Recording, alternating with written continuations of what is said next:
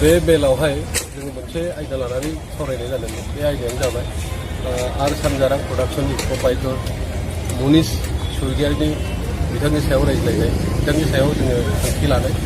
नाथाय बिथांखौ जों लिंहरनाय जादोंमोन लेखा होनानै, बिथाङा सफैनो हायाखिसै।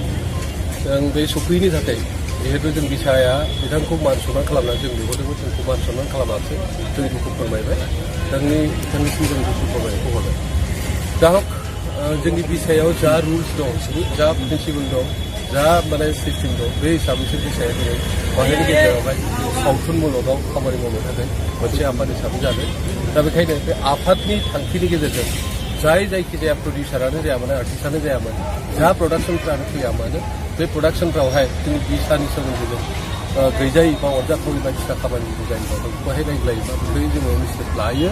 दा थिग बिदिनो मनीष स्वर्गियारि बिथांनि बे आर सानजारां प्रडाक्शननि गेजेरजों माखासे समाजाव अरजाथावै खोथा बाथ्राफ्रा बेरखांनायनि थाखायनो बिथांखौ स्पेसिफिक मोनसे साबजेक्ट लानानै बिथांनि सायाव रायज्लायदोंमोन, नाथाय बिथाङा नुजाफैनो हायाखै। बेखायनो जों बिथांखौ जोंनि बिसानिफ्राय मोनसे डिसिसन जों होनाय जाबाय।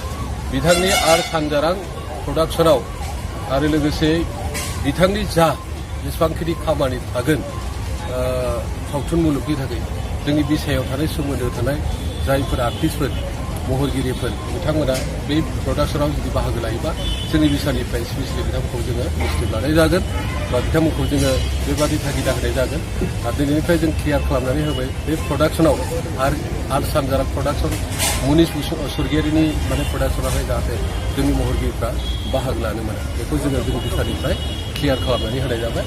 उनफ्रावबो गुबुन गुबुन प्रडाक्शनफ्रावहायबो जानोबो हागौ सोरबा हारसा माने रावजों बिथाङा प्रडाक्शन माने बनायनोबो हागौ बा गुबुन गुबुन माने हारि माहारिनि प्रडाक्शनफोर बानायनो बेनिफ्रायनो बर'नि आर्टिस्टफोरखौनो लांनानै जाहाथे बिथाङा खामानि मावहैया, बेनि थाखायबो आर्टिस्टफोरखौ जोङो गुरैयै खावलायहरबाय बा रोखायै जों क्लियार खालामनानै होनाय जाबाय, जाहाथे बिथांनि प्रडाक्शनाव एनि प्रडाक्शन खुनु रिप्रेजेन्टेसन खालामा, मदद खालामा, बेनि थाखाय जों खावलायहरबाय। आरो जोबनायथिं जोङो जिल्ला माने बिसाखौबो जोङो खावलायगोन जों बिसानिफ्राय, जिहेतु गुवाहाटी मोनसे सिटि, बेवहायनो गासैबो खामानिया मावनो हायो, बेवहायनो खामानि मावनो थाखाय खाबुबो दङ। बे हिसाबै जोंनि महरगिरिफ्रा बे गुवाहाटीयावनो फैनानै गुबुन गुबुन प्रडाक्शनफोरबो खालामफैयो, जिहेतु फेसिलिटि ओंखारनाय हिसाबै। दा बेखायनो जा माने प्रडाक्शन खालामा मानो जोंनि बर' सावथुनजों सोमोन्दो लाखिनानै जा खामानि मावफैया मानो, जुदि मावफैयोब्ला जोंनि आर्टिस्टफ्रा अन्तत जिल्लानि माने बिबानगिरि दैदेनगिरि सोद्रोमाफोरजों जाहाथे रिलेसन लाखिनायजों खामानि मावो, अब्लाना साबसिन जायो आरो जोंनि बिसाजों सोमोन्दो थानाय मोजां खामानि जागोन होननानै आं सानो। दा बेबादि परिबेकखौ जोंनि माबाखौ माने समखौ जाहाथे लाना फैनानै आं जिल्ला माने आफादखौ गुरैयै खावलायहरबाय। जोबनायथिं बेखौनो आं खावलायनो लुबैबाय, जोंनि मोनफा मोनफा खामानिफ्रा बेबादि थायो। सोरबा ससियेल मिडियायावहाय दिनैनिफ्राय हयथ' गोबां खोथाखौ बेरखांहोयो जे जोंनि बिसानि सायावबो माने गाज्रि माने बुंथिफोरखौहाय होनाय जायो।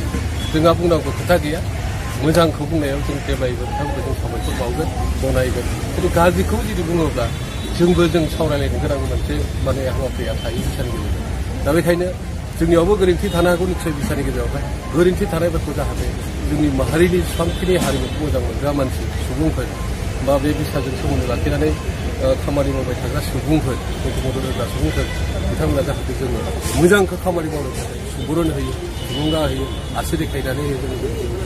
बे माखासे माहारियाव गेना गोरोन्थि थानाय बा बिसायाव जोंनि मावनो गोनां माखासे साबनाय हाबाफारिफोरखौ जाहाथे मोजां रोखोमै खामानि मावनो हायो, बेनि थाखाय जोङो गुबैयै माहारिखौनो जों खावलायबाय।